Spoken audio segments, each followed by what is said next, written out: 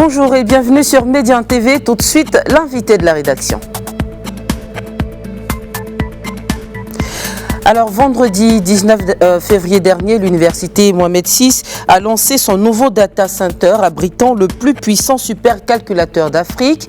Installé sur 2000 m², cette installation de classe mondiale assure au Maroc la 26e place mondiale et le premier rang sur le continent en termes de puissance de calcul.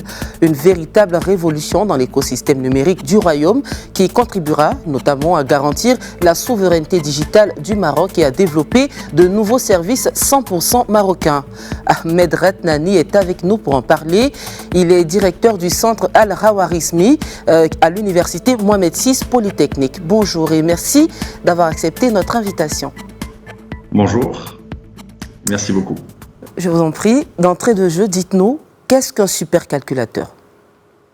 D'accord, donc l'université Mohamed VI Polytechnique a inauguré en fait deux choses vendredi dernier. Elle a inauguré ce qu'on appelle le data center et aussi un supercalculateur.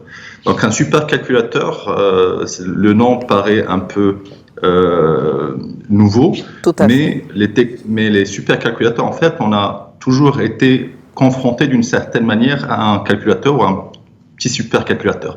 Un exemple, en fait, c'est les ordinateurs que nous avons actuellement sont tous dotés de plusieurs processeurs.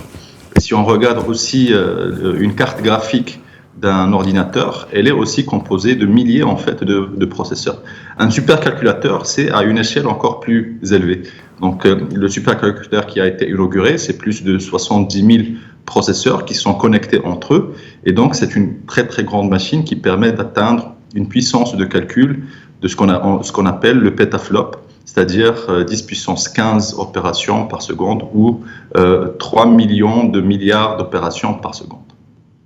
D'accord, ce supercalculateur a été mis au point donc par l'université Mohamed VI Polytechnique en partenariat avec l'université de Cambridge. Dites-nous comment est née cette technologie.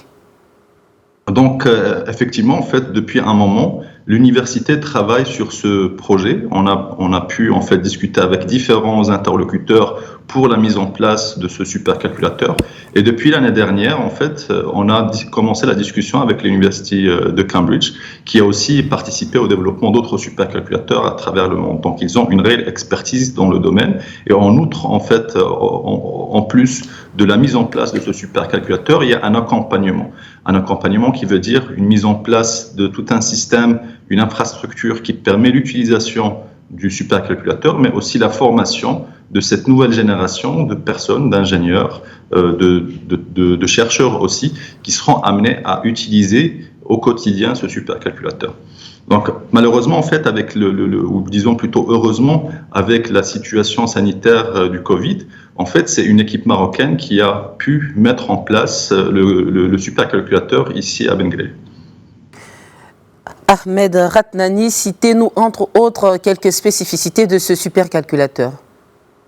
Donc, parmi les spécificités, justement, il y a le fait que le Maroc, grâce à ce supercalculateur, doté de plus de 70 000 processeurs, permet en fait au Maroc d'atteindre une puissance de calcul de ce qu'on appelle 3,15 pétaflops.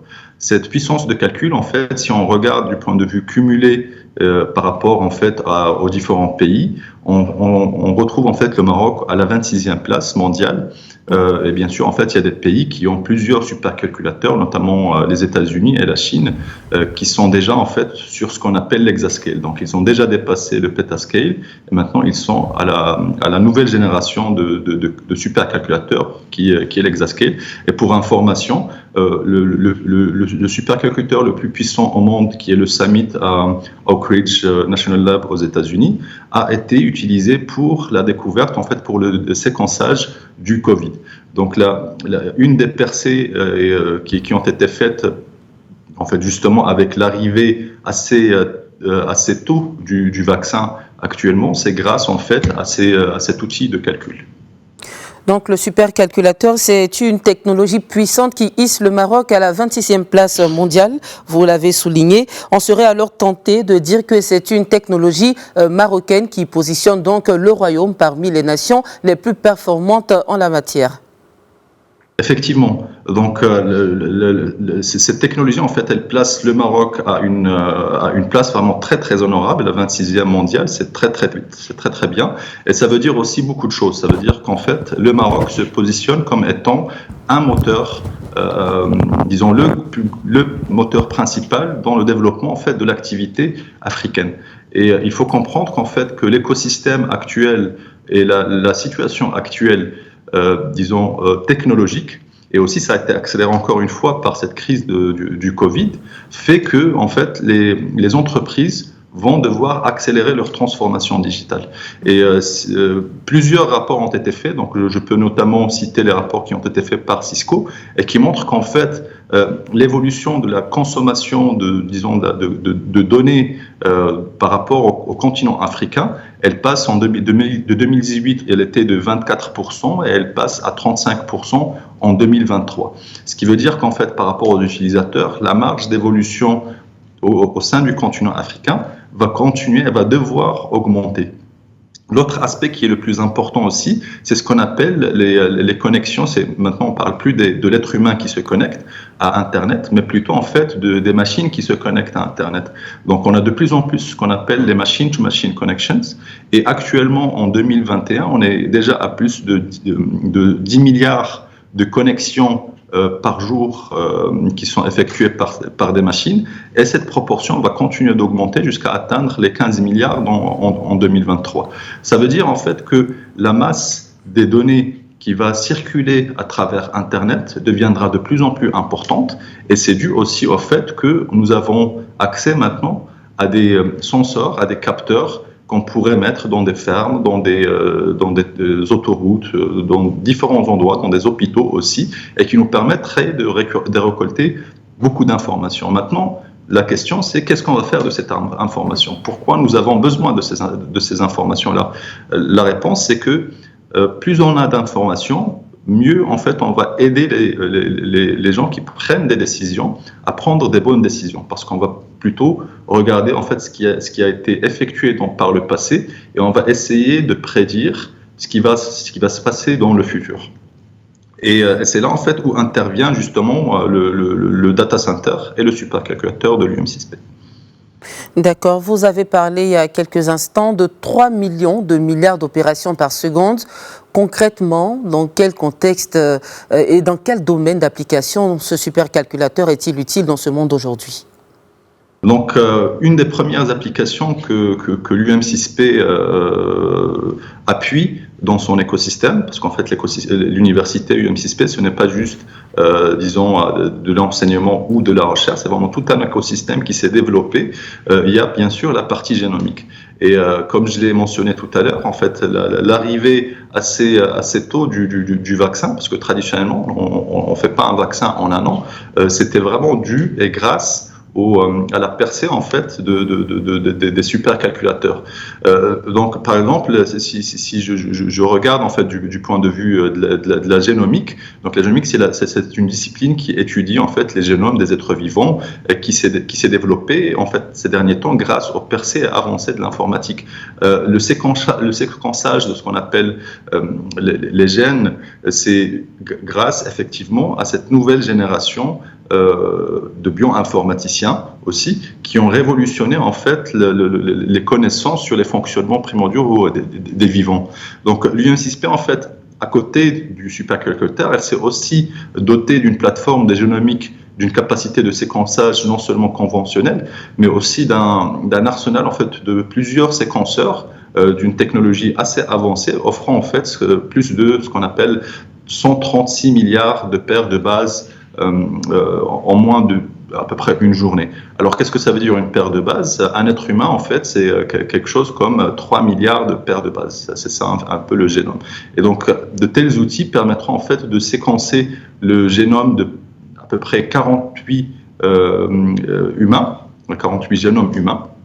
Et cette conséquence, en fait, pour pouvoir les traiter, pour pouvoir traiter ces informations, cet amas assez impressionnant d'informations, nous avons besoin d'outils de calcul et aussi de stockage en mémoire. Donc ça veut dire beaucoup de choses. Ça veut dire il y a la partie stockage, le fait de pouvoir mettre en mémoire ces informations, mais il y a aussi la partie comment on va traiter ces informations. Donc là, c'est aussi l'impact sur l'informatique, sur l'algorithmique et les mathématiques appliquées.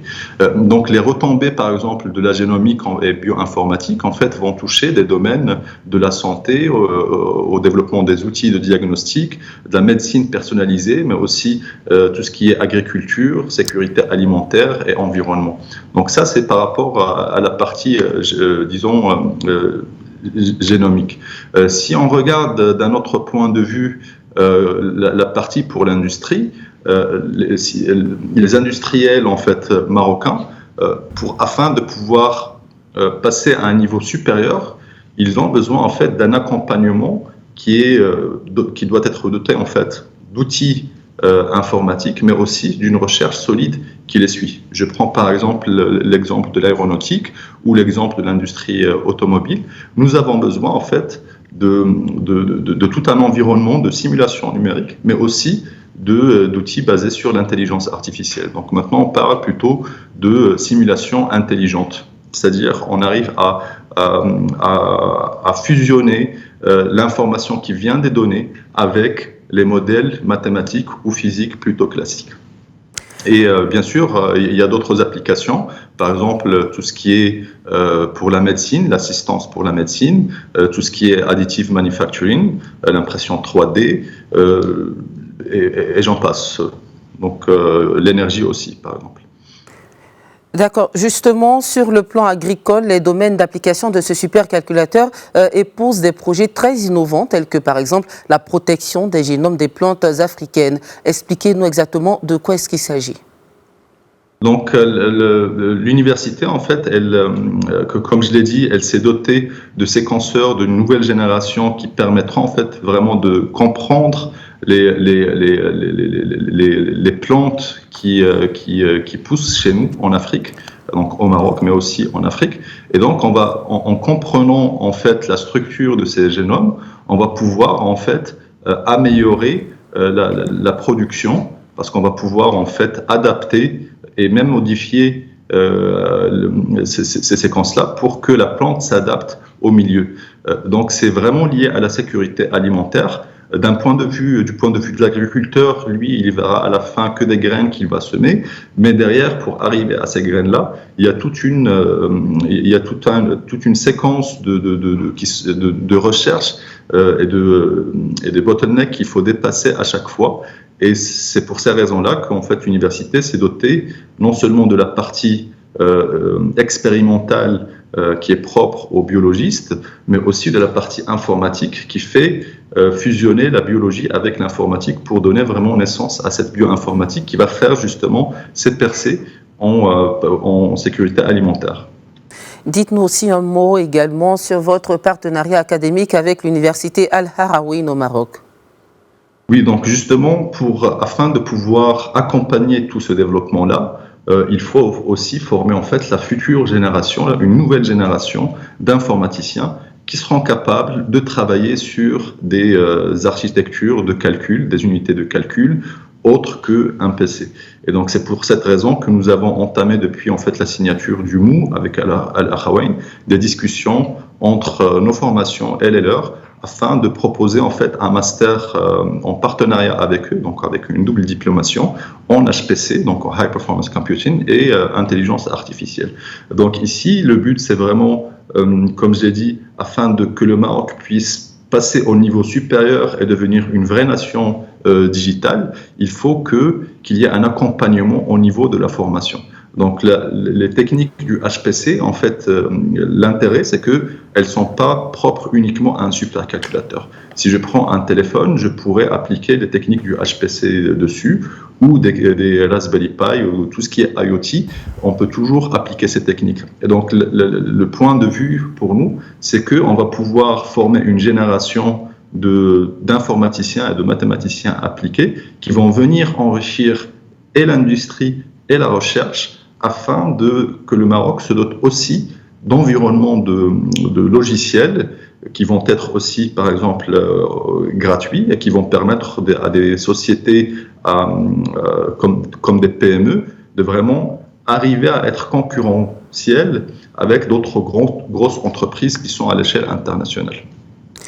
Et donc, par ailleurs, en fait, donc juste pour continuer sur ce point-là, donc dans cet accord que nous développons avec Al-Akhawayn sur la formation HPC, il y a aussi en fait la mise en place d'une équipe de recherche conjointe avec Al-Akhawayn sur le HPC. Et cette équipe de recherche, en fait, elle sera amenée à grandir. Et toutes les universités marocaines qui sont intéressées par le domaine de l'HPC seront les bienvenus. Et d'ailleurs, en fait, on fait déjà aussi des séminaires en commun avec des instituts prestigieux comme le Max Planck ou le CEA en France sur le domaine du HPC. À terme, est-ce que vous envisagez une déclinaison de ce partenariat académique avec d'autres universités subsahariennes ? Bien sûr, bien sûr. Déjà, en fait, nous avons une politique interne qui est qu'on voudrait que même dans nos formations internes à l'UM6P, qu'il y ait à peu près 30% des étudiants qui sont des subsahariens. Et on a déjà en fait commencé à travailler sur des mobilités entre des universités subsahariennes comme au Rwanda, au Sénégal, Malawi et autres, afin de permettre en fait aux différents étudiants, des doctorants, des chercheurs aussi confirmés, de pouvoir venir travailler avec nous sur le domaine du HPC. Et d'ailleurs, en fait, pour information, notre programme d'école doctorale, dédié plutôt aux mathématiques appliquées et informatiques, il est ouvert vraiment à toute l'Afrique. Donc, à chaque fois, en fait, n'importe quel étudiant, doctorant ou chercheur en Afrique a la possibilité de se connecter, de suivre des cours, de suivre des séminaires de pointe, avancés aussi. Et c'est notre façon de rayonner et d'être un moteur en fait pour l'Afrique. Merci à vous, Ahmed Ratnani. Je rappelle que vous êtes directeur du centre Al-Hawarizmi à l'université Mohamed VI Polytechnique. Et merci à vous également, chers téléspectateurs, de nous avoir suivis. Restez sur Médiane TV. L'info revient dans quelques instants.